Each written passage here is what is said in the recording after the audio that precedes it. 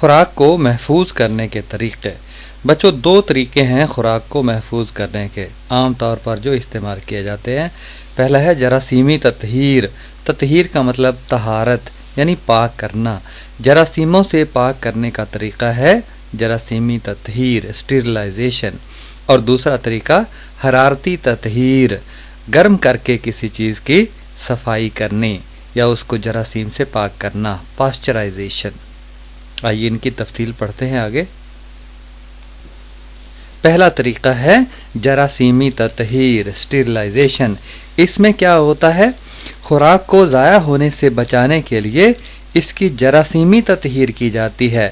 12 سے 90 منٹ تک 120 درجے سے 126 درجے سینٹی گریڈ تک خوراک کو مناسب دباؤ کے تحت گرم کیا جاتا ہے، یعنی خوراک پر دباؤ بھی ڈالا جاتا ہے اور 12 سے 90 منٹ تک 120 سے لے کر 126 درجے سینٹی گریڈ تک گرم بھی کیا جاتا ہے، جس سے خوراک بیماریاں پیدا کرنے والے جراثیم سے پاک ہو جاتی ہے۔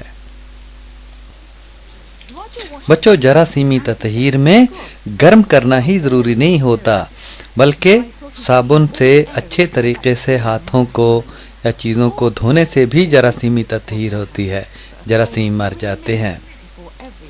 یہ جیسے کہ آپ دیکھ رہے ہیں، اور یہ دیکھیے گا، یہ جراثیم ہیں دھونے سے پہلے اور یہ ہیں دھونے کے بعد، تطہیر ہونے کے بعد۔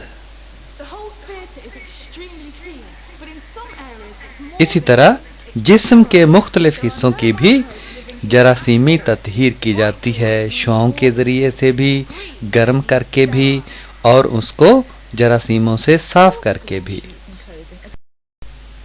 بچوں، دوسرا طریقہ ہے حرارتی تطہیر کا، پاسچرائزیشن۔ اس میں کیا ہوتا ہے؟ آئیے دیکھتے ہیں۔ دودھ کو خراب ہونے سے بچانے کے لیے اسے حرارتی تطہیر کے عمل سے گزارا جاتا ہے۔ اس میں کیا ہوتا ہے؟ اس عمل کے دوران دودھ نصف گھنٹے تک 62 درجے سینٹی گریڈ پر یا 15 سیکنڈ کے لیے 71 درجے سینٹی گریڈ تک گرم کیا جاتا ہے، جس سے تمام بیکٹیریا مر جاتے ہیں اور دودھ خراب نہیں ہوتا۔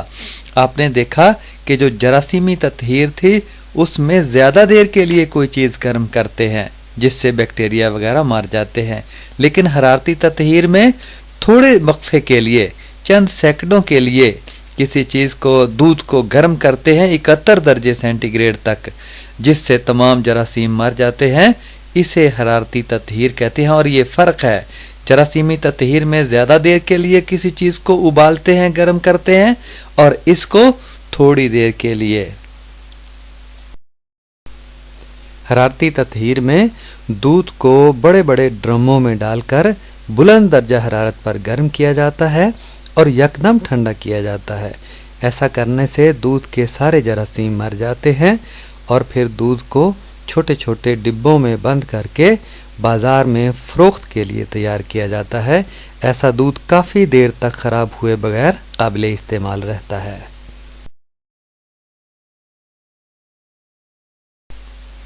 ذخیرہ کاری یعنی چیزوں کو، کھانے والی چیزوں کو ذخیرہ کرنا۔ خوردنی اشیاء مثلا انڈے، سبزیاں، پنیر وغیرہ کو کم درجہ حرارت یعنی 10 تا 15 درجے سینٹی گریڈ پر ذخیرہ کرنے سے کئی روز تک گلنے سڑنے سے بچایا جا سکتا ہے۔ کم درجہ حرارت یعنی فریج میں ہم چیزیں رکھتے ہیں، درجہ حرارت کم ہوتا ہے اور کئی دنوں تک سبزیاں وغیرہ گلنے سڑنے سے بچ جاتی ہیں، اور ہفتوں اور مہینوں تک محفوظ کرنے کے لیے 10 تا 18 درجے سینٹی گریڈ پر ذخیرہ کیا جاتا ہے۔ کہنے کا مطلب یہ ہے کہ گرمی سے بچا کر بھی چیزوں کو ذخیرہ کیا جا سکتا ہے اور وہ گلنے سڑنے سے بچ جاتی ہیں، قابل استعمال رہتی ہیں۔ خوراک کی سربمہری یعنی سر پر مہر لگا دی جاتی ہے، سربند کر دیا جاتا ہے، سیل لگا دی جاتی ہے۔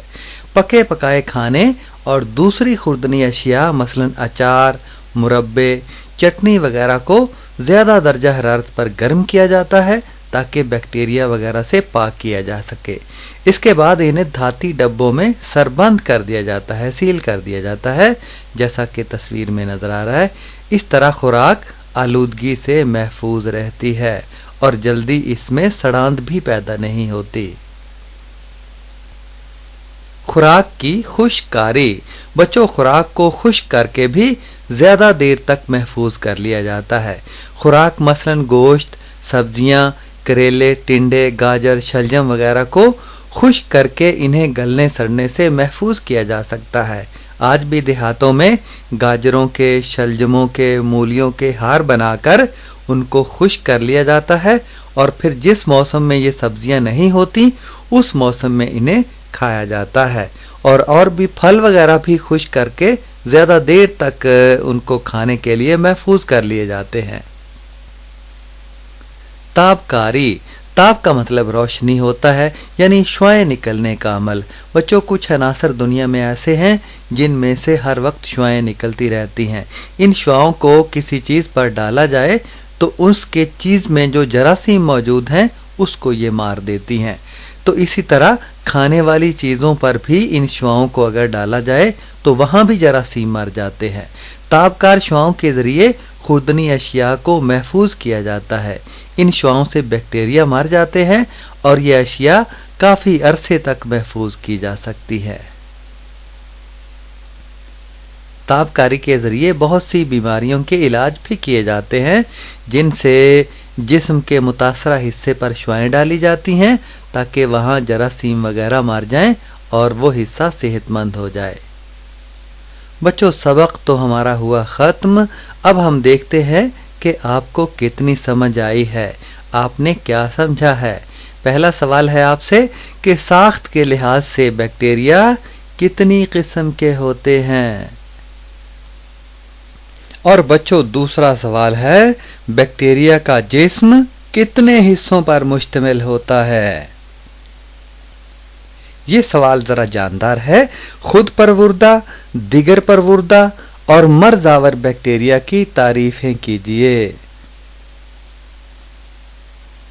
और अगला सवाल है बच्चों, बैक्टीरिया कौन कौन सी बीमारियां फैलाते हैं।